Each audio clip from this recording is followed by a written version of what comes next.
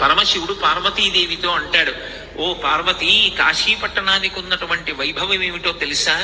పాపములకు ఎదుర్చుక్క కాశీ, ఉపపాతములకు విషము కాశీ, కళ్యాణముల కాటపట్టు కాశీ, ముక్తికి పుట్టినిల్లు కాశీ. కాశీ పట్టణం లోపలికి వెడుతుంటేనే రోమకూపములను ఆశ్రయించి ఉన్నటువంటి పాపరాశి పక్షి రూపంలో ఎగిరిపోయి చెట్లని పట్టుకుని ఉంటాయి. మళ్ళీ వాడు బయటికి వస్తాడేమోనని 9 రాత్రులు కాశీ పట్టణంలో ఎవరు పొలిమేర దాటకుండా గడుపుతారో ఇక వాడు మళ్ళీ 9 నెలలు అమ్మ కడుపులో పడుకోవలసిన అవసరం పోయింది. కాబట్టి ఇక ఆ పాపములు ఆ వ్యక్తిని పట్టుకుని ప్రయోజనం ఉండదు. కాబట్టి ఇక ఆ పాపములు అక్కడతో వెళ్ళిపోతాయి, ఆ వ్యక్తిని పట్టుకోవు. అందుకే కాశీ పట్టణంలోకి ప్రవేశించాలంటే కాలభైరవుని యొక్క అనుమతి ఉండాలి.